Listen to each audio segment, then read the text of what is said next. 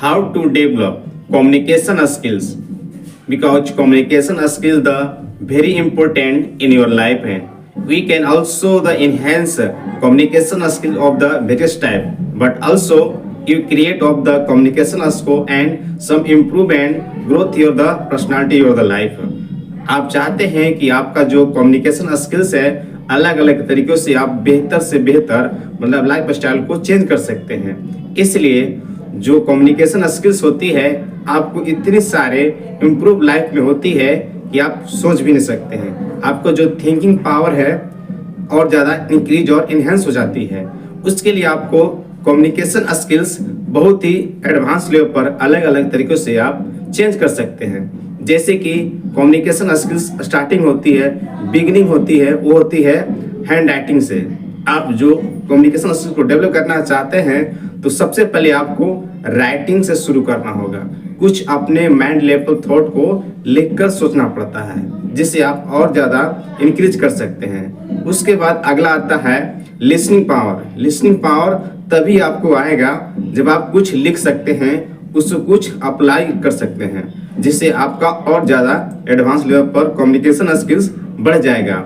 इसके बाद होता है थिंकिंग पावर।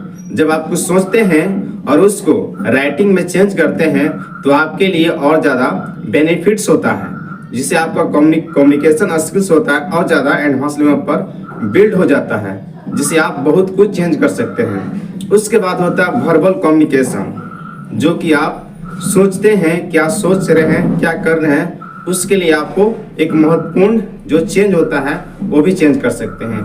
इसके बाद ऑल होता है कि हम कन्वर्सेशन कर सकते हैं, जो कि वार्तालाप होता है, टॉक होता है, उससे भी हम आपको चेंज करा सकते हैं, जिससे आपका कन्वर्सेशन और ज़्यादा बिल्ड होगा और नए नए आपको जो थॉट्स है, थिंकिंग पावर है और नए नए सेंटेंस आपके दिमाग में बढ़ते जाएगा।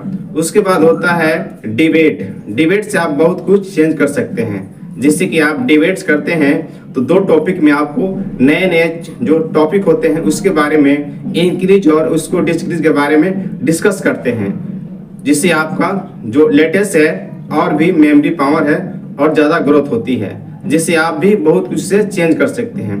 डिबेट हो गया, लिसनिंग पावर हो गया, हैंड राइटिंग हो गया, और जो एक्टिवेशन है माइंड है वो भी इम्पोर्टेंट होती है, क्योंकि आपका जो माइंड है बहुत कम शब्दों को, कम सेंटेंसेस को सोचता है, जिससे आपका लिसनिंग पावर ज़्यादा इंक्रीज नहीं होता है। उसके लिए आपको डेली प्रतिदिन जो रीडिंग होती है, सेल्फ स्टडी होती है, उसको भी अध्ययन करना होता है।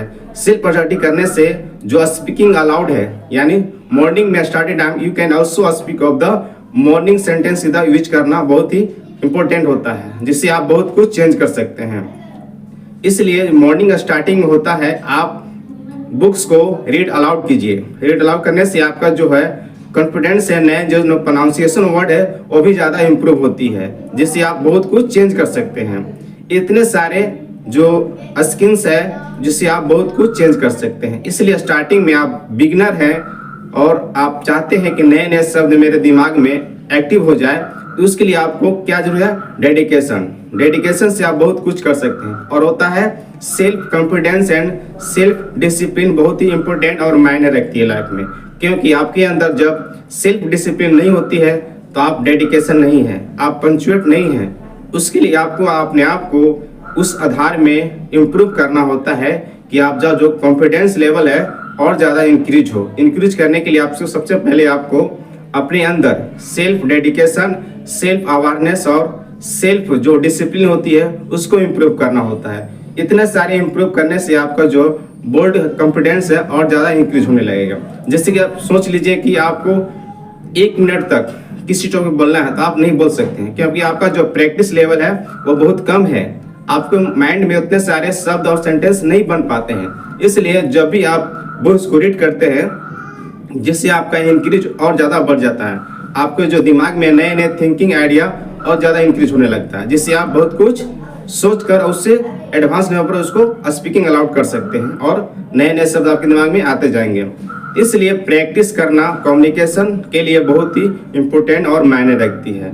इसलिए हमेशा मतलब स्टार्ट में प्रॉब्लम होती है, लेकिन कंटिन्यूअस और कंसिस्टेंसी रखने से आपका जो प्रैक्टिस लेवल है और ज़्यादा इंक्रीज हो जाती है। जैसे कि मैं इस वीडियो में 5 मिनट तक बोल पा रहा हूँ। क्यों बोल पा रहा हूँ? इसके लिए मैंने प्रैक्टिस किया है।